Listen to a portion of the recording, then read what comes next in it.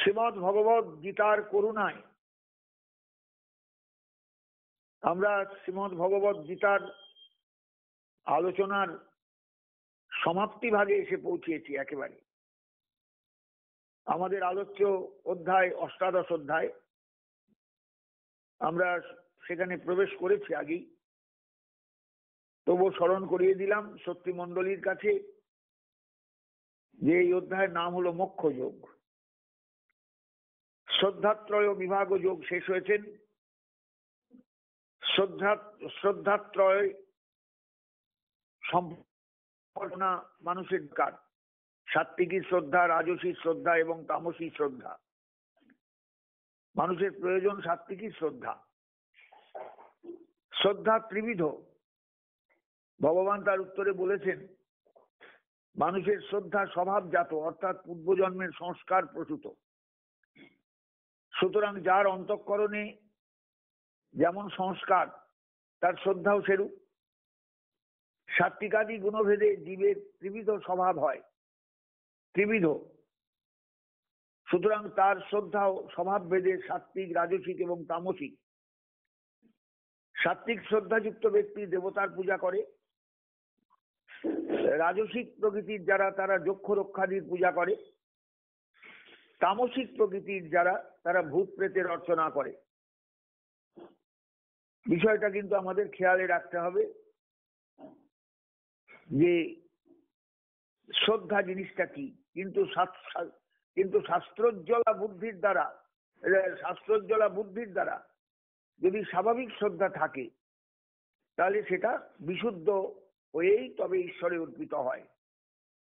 এর জন্য আহার আদিতেও একটা বিশেষ চিন্তা ভাবনা প্রয়োজন, যে কোনো কর্মেও চিন্তা ভাবনা প্রয়োজন, সবকিছুতেই একটা চিন্তা ভাবনা প্রয়োজন। কারণ শ্রদ্ধা শ্রদ্ধা শ্রদ্ধা শ্রদ্ধাই যজ্ঞ, দান, তপস্যাদির সবকিছুর প্রাণস্বরূপ।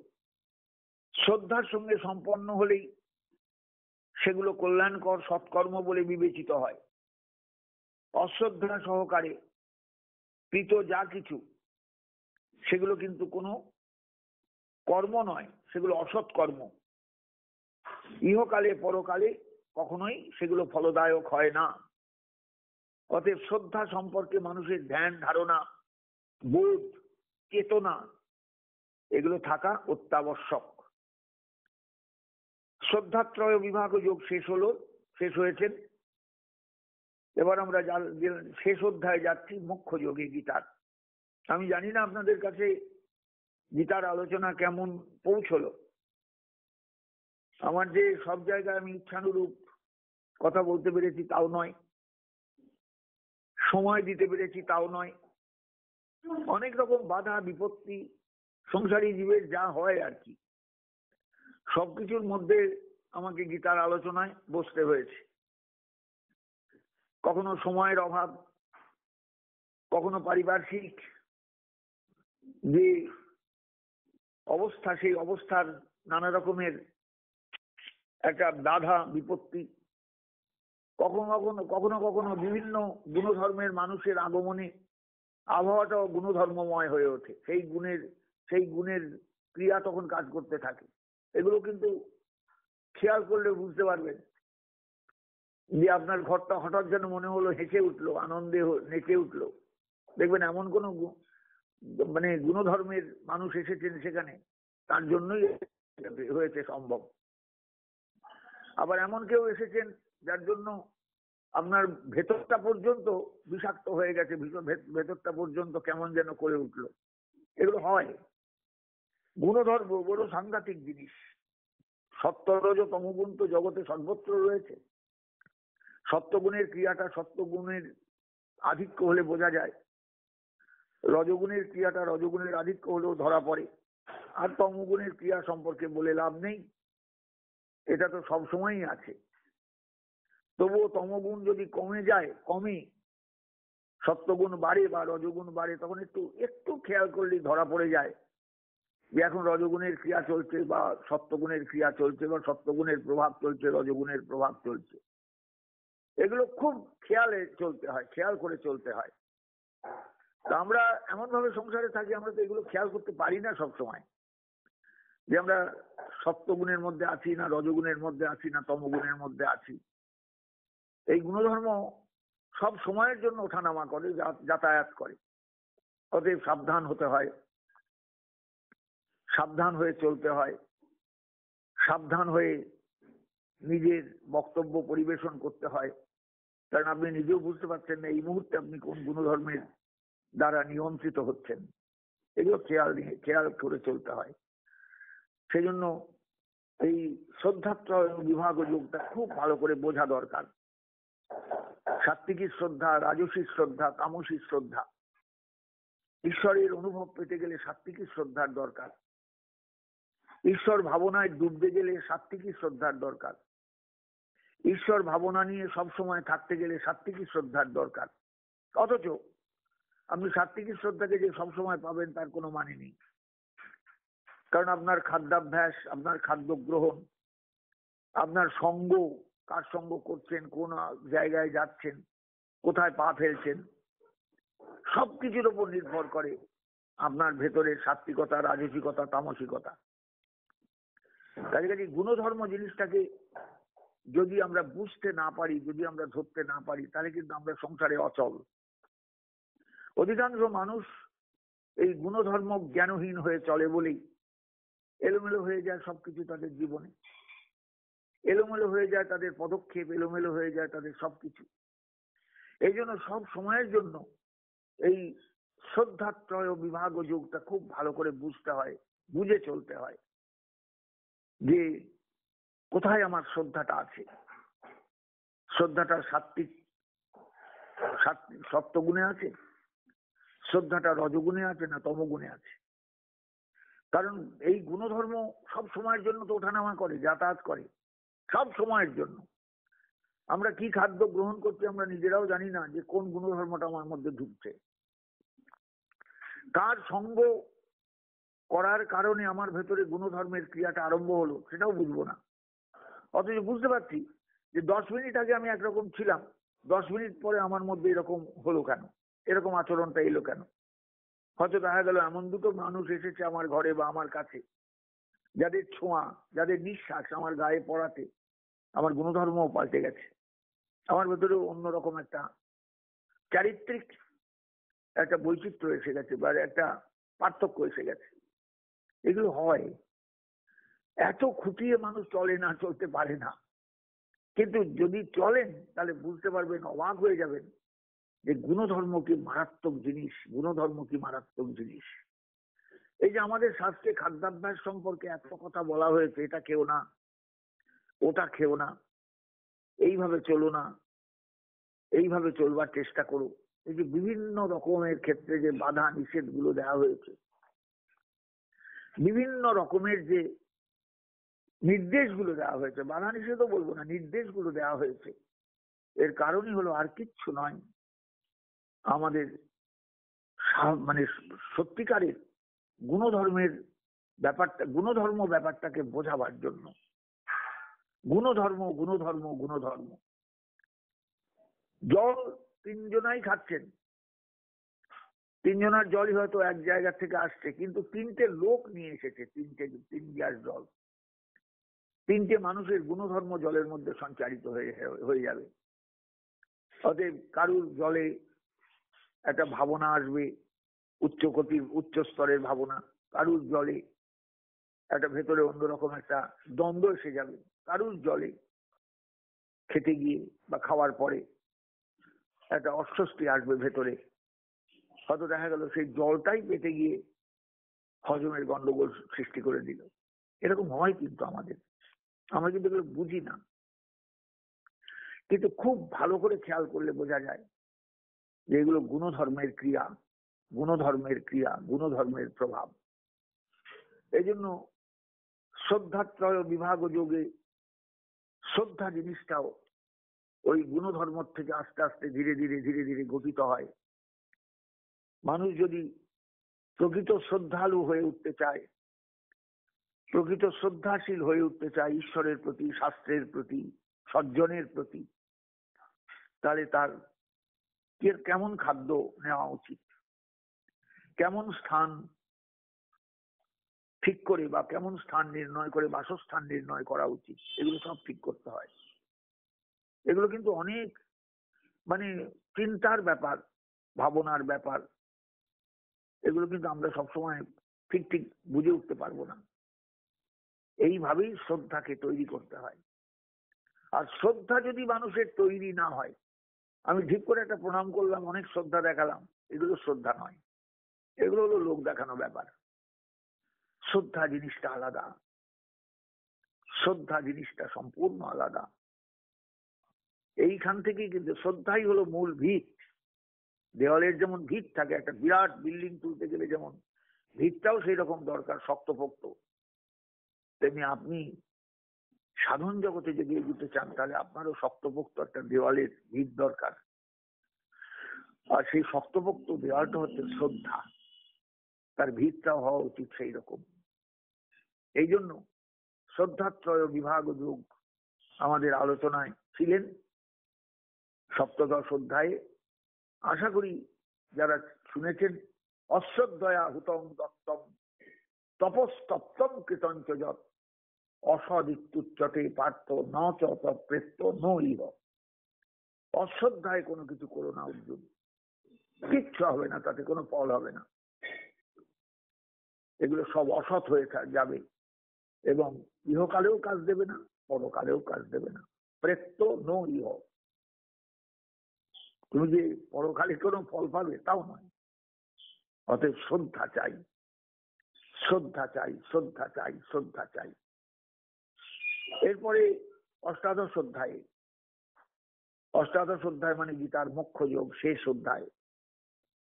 এখানে অর্জুন প্রথম প্রশ্ন করছেন, প্রথমেই আগেই প্রশ্ন করছেন।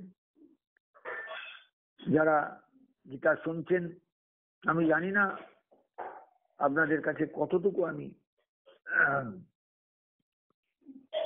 পৌঁছতে পারলাম, কতটুকু আমি গীতার আলোচনা করতে পারলাম। হয়তো আরেকটু সময় দিলে ভালো হতো, হয়তো আরেকটু ব্যাখ্যায় গেলে ভালো হতো, কিন্তু হয়তো হয়তো হয়তো এ করলে চলবে না, আমাদেরকে এগিয়ে যেতে হবে। মোটামুটি ভাবে গীতার একটা আলোচনা হলো এই পর্যন্ত। অর্জুন প্রথমেই প্রশ্ন করছেন গোবিন্দকে, সন্ন্যাসস্য মহাবাহ তত্ত্বমিচ্ছামি বেদিতুম। হে মহাবাহ, হে গোবিন্দ, আবার সম্বোধন আছে, হে কেশিনী সুদন, হে ঋষিকেশ। সন্ন্যাস, সন্ন্যাসস্য ত্যাগস্য চ তত্ত্বম, সন্ন্যাস এবং ত্যাগের তত্ত্ব পৃথক রূপে, পৃথক বেদিতুম, পৃথক রূপে জানতে আমি ইচ্ছা করি।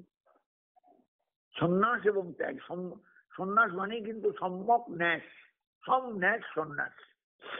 ন্যাস মানে ত্যাগ, সম একটা উপসর্গ, প্রপরা উপসম নিয়ব অনুনীত, যারা উপসর্গ করেছেন তারা নিশ্চয়ই উপসর্গগুলো জানেন। অতএব সম, সম এটা একটা উপসর্গ। সন্ন্যাসস্য মহাবাহ তত্ত্বমিচ্ছামি বেদিতুম ঋষিকেশ পৃথক কেশিনী সুদন। কেশিনী সুদন, কেশিনী সুদন গোবিন্দের একটা নাম। তিনি কেশী নামক দৈত্যকে, অসুরকে বধ করেছিলেন, এই জন্য তার এই নাম কেশিনী সুদন। বলছেন হে মহাবাহ, অর্জুন প্রশ্ন করতেন গোবিন্দের কাছে, হে মহাবাহ। গোবিন্দের এটা বিশেষণ, সম্বোধন পদ। হে ঋষিকেশ, ঋষিক মানে ইন্দ্রিয়, ইন্দ্রিয়ের যিনি ঈশ্বর তিনি হলেন ঋষিকেশ। হে কেশিনী সুদন, হে কেশী দত্তের হত্যাকারী, ধ্বংসকারী। সন্ন্যাসস্য ত্যাগস্য চ তত্ত্বম পৃথক বেদিতুম ইচ্ছামি। আমি সন্ন্যাস এবং ত্যাগের যে তত্ত্ব, সন্ন্যাস এবং ত্যাগের যে মূল তাৎপর্য, সন্ন্যাস একটা শব্দ, ত্যাগ একটা শব্দ। সন্ন্যাস মানেই কিন্তু সম্যক ত্যাগ, সম ন্যাস, সন্ন্যাস, ন্যাস মানে ত্যাগ। তা বলছেন আমি সন্ন্যাস এবং ত্যাগের তত্ত্ব পৃথক বেদিত ইচ্ছা, আমি আলাদা আলাদা ভাবে জানতে চাই। সন্ন্যাস ও ত্যাগ দুটো ধাত্বর্থ কিন্তু একই, ধাতুর অর্থ এক, উভয়ের অর্থই পরিত্যাগ করা বা ছাড়া। কিন্তু সন্ন্যাস শব্দের একটা বিশেষ অর্থ এই যে সর্বকর্ম ত্যাগ করে চতুর্থ আশ্রম অবলম্বন করা। ব্রহ্মচর্য, গার্হস্থ, বানপ্রস্থ, সন্ন্যাস। আমাদের আর্য সভ্যতার এই হলো চারটে ভিত, চারটে থাম একবারে জীবনে। ব্রহ্মচর্য, গার্হস্থ, বানপ্রস্থ, সন্ন্যাস। সন্ন্যাস শব্দের বিশেষ অর্থ এই সর্বকর্ম ত্যাগ করে চতুর্থ আশ্রম অর্থাৎ সন্ন্যাস অবলম্বন করা, এর নাম সন্ন্যাস। এই চতুর্থ আশ্রম শাস্ত্রবিহিত এবং সন্ন্যাস অবলম্বন ব্যতীত মোক্ষ লাভ হয় না, এই মত প্রচলিত, সুপ্রচলিত। কারণ মানুষকে সন্ন্যাস নিতেই হয়, এটা হলো চতুর্থ আশ্রম। অর্জুনও মনে করেছিলেন যে শ্রী ভগবান অবশ্যই কথা শেষে বলবেন, কিন্তু এ পর্যন্ত কোথাও কর্মত্যাগের উপদেশ কিন্তু ভগবান দিলেন না। তিনি আরো এই কথা বললেন যে যিনি আকাঙ্ক্ষা ত্যাগ করেন তিনি নিত্য সন্ন্যাসী। জ্ঞেয় স নিত্য সন্ন্যাসী যৌনদ্বেষ্টি নকাঙ্ক্ষতি। যিনি আকাঙ্ক্ষা ত্যাগ করেন। মানুষের জীবনে কোনোদিন দেখবেন আকাঙ্ক্ষার শেষ নেই, আকাঙ্ক্ষা আকাঙ্ক্ষা আকাঙ্ক্ষা। এটা হলে ভালো হতো, ওটা হলে ভালো হতো, এটা পেলাম না, এই জীবনের অভাবটা রয়ে গেল। মানুষের মধ্যে আক্ষেপ থাকে, কত রকম আক্ষেপ। একটা মেয়ের দরকার, ছেলে হয়েছে, শুধু মেয়ে ওদের মেয়ের একটা আকাঙ্ক্ষা, বা হয়েছে এর একটা আকাঙ্ক্ষা। এরকম বহু রকম আকাঙ্ক্ষা। ঘর বাড়ি আরো ভালো হলে হতো, এরও আকাঙ্ক্ষা আকাঙ্ক্ষা। দেখবেন মানুষ আকাঙ্ক্ষার দাস, অজস্র আকাঙ্ক্ষা তার জীবনে থাকে, কত রকম আকাঙ্ক্ষা, কত রকম চাহিদা তার, তাই অত্যানি। সন্ন্যাস এবং ত্যাগ দুটোর ধাত্তর্থ বা ধাতুর অর্থ একই। উভয় অর্থই কিন্তু পরিত্যাগ করা, উভয়ের অর্থই হচ্ছে পরিত্যাগ করা বা ছাড়া। সন্ন্যাস শব্দের একটা বিশেষ অর্থ হলো সমস্ত কর্ম ত্যাগ করে চতুর্থ আশ্রম অবলম্বন করা। ব্রহ্মচর্য, গার্হস্থ, বানপ্রস্থ, এগুলো তিনটে আশ্রম, আর শেষ আশ্রম হলো সন্ন্যাস। চতুর্থ আশ্রম, এই জন্য চতুর্থ আশ্রম বলা হয়েছে। এই চতুর্থ আশ্রম শাস্ত্র এবং সন্ন্যাস অবলম্বন ব্যতীত মোক্ষ লাভ হয় না, এই মত প্রসিদ্ধ, শাস্ত্র সুপ্রচলিত। অর্জুনও মনে করেছিলেন শ্রী ভগবান অবশ্যই কথা শেষে বলবেন, কিন্তু তিনি এ পর্যন্ত না। তিনি আরো এই কথা বললেন যে যিনি আকাঙ্ক্ষা ত্যাগ তিনি নিত্য সন্ন্যাসী। গোবিন্দ এই কথাও বললেন, মানে আমি কিন্তু একটা মানে জিস্ট এই আপনাদের কাছে আগে এনে দিচ্ছি। পরিষ্কার বললেন ভগবান, কি বললেন? যিনি আকাঙ্ক্ষা ত্যাগ করেন তিনি নিত্য সন্ন্যাসী। আকাঙ্ক্ষা, মানুষের দেখবেন জীবন আকাঙ্ক্ষার শেষ নেই। যে মৃত্যুসজ্জায় আছে, শুয়ে আছে, তারও আকাঙ্ক্ষা থাকে, এটা করতে পারলাম না, পারলে এটা করিস। ছেলে বা মেয়ে বলছেন, কিংবা স্ত্রীকে বলছেন, এরকম মানুষের আকাঙ্ক্ষা। এই আকাঙ্ক্ষা যিনি ত্যাগ করেন তিনি নিত্য সন্ন্যাসী। এই জন্যই অর্জুন প্রশ্ন করলেন যে তিনি ত্যাগ ও সন্ন্যাস এই শব্দ দুটোর কি অর্থে ব্যবহার করছেন, এদের মধ্যে অর্থগত কোনো পার্থক্য আছে কি, এবং থাকলে সেটা কি কিরকম? এই কথার উত্তরে কর্মযোগ মার্গের সারার্থ পুনরায় স্পষ্টীকৃত করে গীতার উপসংহার করছেন। কর্মযোগের অধ্যায় আমরা পার হয়ে এসেছি অনেক আগে। সেই তার যে সারার্থ তাকে পুনরায় স্পষ্টীকৃত করে তিনি গীতার উপসংহার টানছেন, মানে গীতার সমাপ্তি ঘোষণা করবেন। অর্জুন উবাচ, অষ্টাদশ অধ্যায় শ্রীমদ্ ভগবদ গীতা মোক্ষযোগ। সন্ন্যাসস্য মহাবাহ তত্ত্বমিচ্ছামি বেদিতুম ত্যাগস্য চ ঋষিকেশ পৃথক কেশিনী সুদন। হে কেশিনী সুদন, গোবিন্দ ব্রজলীলায় কেশী নামক এক দৈত্যকে বা অসুরকে বধ করেছিলেন, এই জন্য তার নাম কেশিনী সুদন। তা গোবিন্দকে সেই সম্বোধন করে অর্জুন বলছেন, হে গোবিন্দ, হে পরিষ্কার বলছেন, সন্ন্যাসস্য হে মহাবাহ, হে ঋষিকেশ, এগুলো সব সম্বোধন পদ। হে মহাবাহ, হে ঋষিকেশ, হে কেশিনী সুদন, তিনটে সম্বোধন পরপর। মহাবাহ শক্তিশালী এই অর্থে, ঋষিকেশ সমস্ত ইন্দ্রিয়ের তিনি নিয়ন্ত্রণকারী এই অর্থে, কেশিনী সুদন তিনি কেশী দত্তকে হত্যা করেছিলেন এই অর্থে। সন্ন্যাস ও ত্যাগের তত্ত্বটা কি? সন্ন্যাস আর ত্যাগ এর তত্ত্বটা কি তা পৃথক ভাবে আমি জানতে ইচ্ছা করি। ত্যাগস্রোত ঋষিকেশ পৃথক কেশিনী সুদন, আমি জানতে চাই। তত্ত্বমিচ্ছামি বেদিতুম, বেদিতুম তত্ত্বমিচ্ছামি, আমি এই তত্ত্বটা জানতে ইচ্ছা করি। ভগবান এইবার বলছেন, শ্রী ভগবান উবাচ কাম্যানাং কর্মণাং ন্যাসং সন্ন্যাসং কবয় বিদু সর্বকর্ম ফলত্যাগং প্রাহুস ত্যাগং বিচক্ষণা। অর্জুন বিষয়টা চমৎকার, মানে অর্জুনের প্রশ্নটাও বেশ ভালো প্রশ্ন। বলছেন কাম্যকর্মের ত্যাগই কিন্তু সন্ন্যাস, কাম্যকর্মের ত্যাগই সন্ন্যাস। কাম্যানাং কর্মণাং ন্যাসং সন্ন্যাসং কবয় বিদু। কিন্তু সূক্ষ্মদর্শী পণ্ডিতগণ বলেন যে সকল কর্মের ফলত্যাগই প্রকৃত ত্যাগ। শুধু কাম্যকর্মের ত্যাগ সন্ন্যাস সে কথা বললে ভুল হবে, আরো তো কর্ম থাকতে পারে।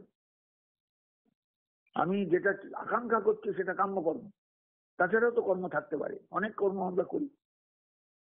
কিন্তু সেই জন্যই সূক্ষ্মদর্শী যে সমস্ত পণ্ডিতগণ তারা বলেন সমস্ত কর্মের ফলত্যাগই প্রকৃত ত্যাগ। পরিষ্কার বলছেন কাম্যানাং কর্মণাং ন্যাসং সন্ন্যাসং কবয় বিদু। কিন্তু যারা বিচক্ষণ তারা বলেন না, সর্বকর্ম ফলত্যাগং প্রাহুস ত্যাগং বিচক্ষণা। সমস্ত কর্মফল ত্যাগই হলো প্রকৃত ত্যাগ। তিনি কর্ম করলেও প্রকৃতপক্ষে তিনি সন্ন্যাসী। কাম্যকর্মের ত্যাগই সন্ন্যাস। কিন্তু সূক্ষ্মদর্শী পণ্ডিতগণ বলেন সকল কর্মের ফলত্যাগই প্রকৃত সন্ন্যাস, প্রকৃত ত্যাগ, প্রকৃত ত্যাগ। বিষয়টা ভালো করে বুঝবেন। সুতরাং যিনি ফলত্যাগ করেন, ফলকে যিনি ত্যাগ করতে পারেন, তিনি কর্ম করলেও প্রকৃতপক্ষে তিনি সন্ন্যাসী। ত্যাজ্যং দোষবদিত্যেকে কর্ম প্রাহুর মনীষিণ যজ্ঞ দান ও তপক কর্ম ন ত্যাজ্যং ইতি চা পড়ে।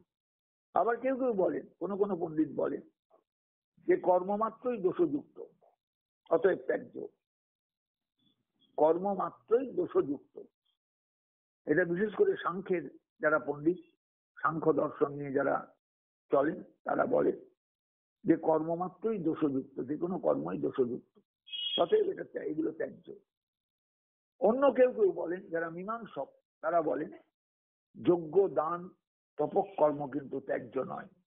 পরিষ্কার বলছেন ত্যাজ্যং দোষবদিত্যেকে কর্ম প্রাহুর মনীষী যজ্ঞ দান ও তপক কর্ম ন ত্যাজ্যং ইতি চা পড়ে। কেউ কেউ যজ্ঞ একটা ক্রিয়া, দানও একটা ক্রিয়া, সব একটা ক্রিয়া। বলছেন যে কর্মমাত্রই ত্যাজ্য, এটা একদল বলছেন, এরা সাংখ্যের পণ্ডিত। আর মীমাংসক যারা তারা বলছেন না, যজ্ঞ দান এবং তপস্যার কর্ম কখনোই ত্যাজ্য নয়, তপস্যা কখনোই ত্যাজ্য নয়। যজ্ঞের মধ্যেও ক্রিয়া আছে, দানের মধ্যেও ক্রিয়া আছে, তপস্যার মধ্যেও ক্রিয়া আছে, এগুলো কিন্তু ত্যাজ্য নয়। পরিষ্কার শব্দটা এলো কি এই 3 নম্বর শ্লোকে, যে একে মনীষী ন, কোন কোন পণ্ডিতগণ কর্ম দোষবৎ, কর্ম দোষযুক্ত।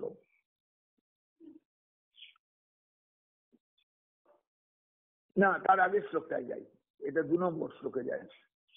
এটা 2 নম্বর শ্লোকে বলছে কবয় কাম্যানাং কর্মণাং ন্যাসং সন্ন্যাসং বিদু। পণ্ডিতগণ কাম্য কর্মের যে ন্যাস বা ত্যাগ, ন্যাস মানেই হলো ত্যাগ, পণ্ডিতগণ কাম্য কর্মের ত্যাগকে সন্ন্যাস বলেন, একেই সন্ন্যাস বলে থাকেন। কিন্তু বিচক্ষণ যারা, তত্ত্বদর্শী যারা, সর্বকর্ম ফল ত্যাগং ত্যাগং প্রাহু, সমস্ত কর্মের যে ফল সেই ফলত্যাগকেই প্রকৃত ত্যাগ বলেন। কথাটা খেয়াল করবেন ভালো করে। বলছেন যে কাম্যকর্মের যে ত্যাগ সেই ত্যাগকেই সন্ন্যাস বলেন কেউ কেউ, আবার কেউ কেউ বিচক্ষণ ব্যক্তি যারা তারা বলেন যে সমস্ত কর্মের ফলটাই ত্যাগ, এই ফলটাকেই ত্যাগ করতে হবে বলছেন। ত্যাগজন দোষবোধিত্যকে কর্ম প্রাহুর মনীষীন। 3 নম্বর শ্লোকে দেখুন, মনীষীন কোন কোন পণ্ডিত বলেন, বলছেন কর্ম দোষবৎ, কর্ম সবসময় দোষযুক্ত, তাই ইতি ত্যাজ্যম, এই জন্য তাকে ত্যাগ করতে হবে। ইতি প্রাহু তারা বলেন। অপরেচ আর কেউ কেউ বলেন যজ্ঞ দান তপ কর্ম ন ত্যাজ্যম, যজ্ঞ ক্রিয়া, দান ক্রিয়া, তপস্যা ক্রিয়া, এগুলো কখনোই ত্যাগ নয়, এগুলোকে ত্যাগ করা উচিত নয়, এটা তারা বলে থাকেন। এটা হলো 3 নম্বর শ্লোকের কথা। কোন কোন পণ্ডিত অর্থাৎ সাংখ্য শাস্ত্রের পণ্ডিতগণ বলেন কর্মমাত্রই দোষযুক্ত, অতএব ত্যাজ্য। আবার কেউ কেউ বলেন মানে মানে মীমাংসক যারা, মীমাংসা শাস্ত্রের যারা আলোচক তারা বলেন যে যজ্ঞ দান ও তপস্যার কর্ম কখনোই ত্যায্য নয়, কখনোই ত্যায্য নয়। যজ্ঞ দান ও তপ কর্ম ন ত্যায্য মিতি চা পড়ে। 4র্থ শ্লোকে এইবার আসি, বলছেন নিশ্চয়ং সিনুমে তত্র ত্যাগে ভারত সপ্তম, ত্যাগ হি পুরুষ ব্যাঘ্র ত্রিবিধ সম্প্রকীর্তিত। এইবার অর্জুনকে বলছেন হে ভরত সপ্তম, ভরত বংশের শ্রেষ্ঠ সন্তান, ভরত সপ্তম, ভরত বংশের তিনি ভরতের বংশে জন্মেছেন, তো এই জন্য হে ভরত বংশের শ্রেষ্ঠ সন্তান, হে ভরত সপ্তম, তত্ত্ব ত্যাগে মেয়ে নিশ্চয়ং শ্রীনু, এই ত্যাগের ব্যাপারটাই আমার বক্তব্য, আমার সিদ্ধান্তটা তুমি শোনো। হে পুরুষ ব্যাঘ্র, পুরুষ যিনি ব্যাঘ্রের তুল্য, অর্থাৎ অত্যন্ত বিক্রমী, অর্জুনকে বলছেন সম্বোধন করে, ত্যাগং হি ত্রিবিধ সম্প্রকৃত, ত্যাগ 3 রকম, ত্যাগ 3 রকম কথিত আছে শাস্ত্রে। তার আগের শ্লোকে চলে যান। একে মনীষীন কোন কোন পণ্ডিত বলেন কর্ম দোষবৎ, যে কোনো কর্মই দোষযুক্ত, এটি ত্যাজ্যম, এই জন্য ত্যাগ করা উচিত। অপরেচ অপর কেউ কেউ বলেন যজ্ঞ দান ও তপ কর্ম ন ত্যাজ্যম, যজ্ঞ দান এবং তপস্যার যে কর্ম একে কখনোই ছাড়া উচিত নয়। 4র্থ শ্লোকে এসে ভগবান বললেন হে ভরত সপ্তম, সেই ত্যাগে যে নিশ্চয় আমার সিদ্ধান্ত, সেই বলি শোনো যে ত্যাগ ত্রিবিধ সম্প্রকৃত, ত্যাগ 3 রকম, ত্যাগ 3 রকম। হে ভরত শ্রেষ্ঠ, ত্যাগ বিষয়ে আমার সিদ্ধান্ত শ্রবণ করো, যে ত্যাগ ত্রিবিধ বলে কথিত হয়েছে। 7 এবং 9, 7, 8, 9 3টে শ্লোকে আমরা এই জায়গাগুলো পাবো। তারপরের শ্লোকে বলছেন যজ্ঞ, 5ম শ্লোকটা দেখুন, যজ্ঞ দান ও তপ কর্ম ন ত্যাজ্যং কার্যমেব তৎ, যজ্ঞ দান এবং তপস্যা এগুলো ত্যাগ করা উচিত নয়, এগুলো করা উচিত। যজ্ঞ দান তপস্যৈব পাবনানি মনীষীণাম, যেহেতু যজ্ঞ দান তপস্যা এই যে কর্মগুলো ন ত্যাজ্যং, এগুলো ত্যাগ করা উচিত নয়, তৎকার্যমেব করা উচিত। যেহেতু যজ্ঞ দান তপস্যা মনীষীণাম এব পাবনানি, যজ্ঞ দান এবং তপস্যা মনীষী ব্যক্তিকেও, ধীমান ব্যক্তিগণকেও পবিত্র করে, তাদের চিত্তের শুদ্ধি এনে দেয়। এগুলো কিন্তু খুব গুরুত্বপূর্ণ কথা, খুব ছোট ছোট কথা কিন্তু খুব গুরুত্বপূর্ণ, একটু খেয়াল করবেন প্রত্যেকে। এটা হলো 5ম শ্লোক। এতান্নবিতু কর্মাণি সঙ্গম তক্তা ধনঞ্জয়, কর্তব্যানি এতান্নবিতু কর্মাণি সঙ্গম তক্তা ফলানি চ, কর্তব্যানি তিমে পার্থ নিশ্চিতং মতমুত্তম। হে পার্থ, এ সকল কর্ম কর্তৃত্বাভিমান ও ফল কামনা ত্যাগ করে করা উচিত, এই আমার নিশ্চিত মত, এটাই উত্তম মত। পরিষ্কার বলছেন ভগবান। এ সকল কর্ম, এই যে কথাগুলো তোমায় বললাম, এখানে কর্তৃত্বাভিমান রাখলে চলবে না। আমি করেছি, আমি ফল পাবো, এই জাতীয় কখনো চিন্তা নয়। ফল কামনাও ছাড়তে হবে, কর্তৃত্বাভিমানও ছাড়তে হবে, এটাই আমার মত। কর্তব্যানি তিমে পার্থ নিশ্চিতং মতমুত্তম। নিয়তস্য তু সন্ন্যাস কর্মণো নোপবদ্ধতে, নিয়তস্য তু সন্ন্যাস, কর্মণ পূর্বে বলা হয়েছে কর্তৃত্বাভিমান ও ফলকামনা বর্জন করে ঈশ্বর অর্পণ বুদ্ধিতে সমস্ত কর্ম করা উচিত।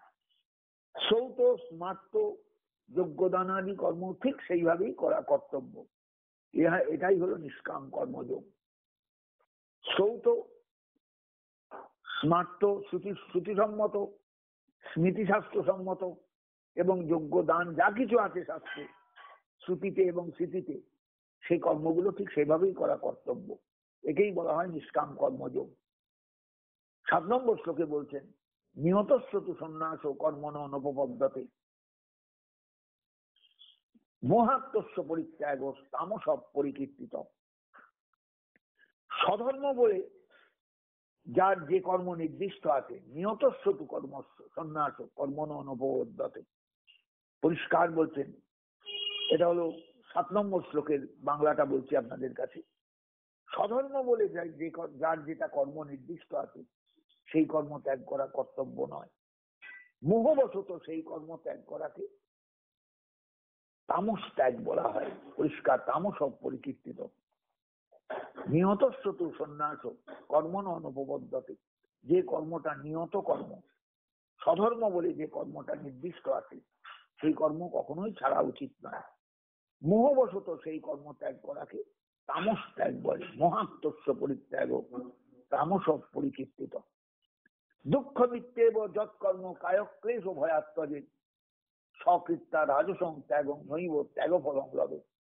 পরিষ্কার বলছেন 8 নম্বর শ্লোকে এসে ভগবান কি বললেন? ভগবান বললেন দুঃখ মিত্যেব যৎকর্ম কায়ক্লেশ ভয়াত্মজে, কর্মানুষ্ঠান দুঃখকর মনে করে কায়িক ক্লেশের ভয়ে যে কর্মত্যাগ করা হয় সেটা রাজস ত্যাগ। যিনি এইভাবে কর্মত্যাগ করেন তিনি প্রকৃত ত্যাগের ফল লাভ করেন না, না, না, না।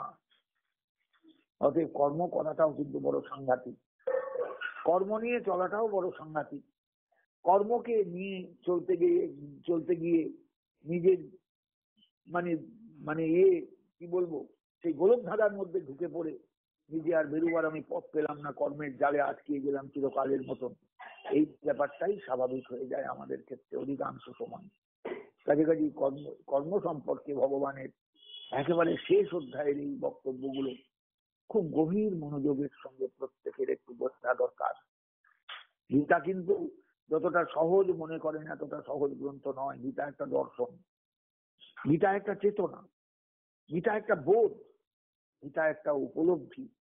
কাজে সেই উপলব্ধি, সেই বোধ, সেই চেতনা, সেই দর্শনকে হজম করাটা আমাদের প্রত্যেকের দরকার, খুব গভীর মনঃসংযোগ সহকারে।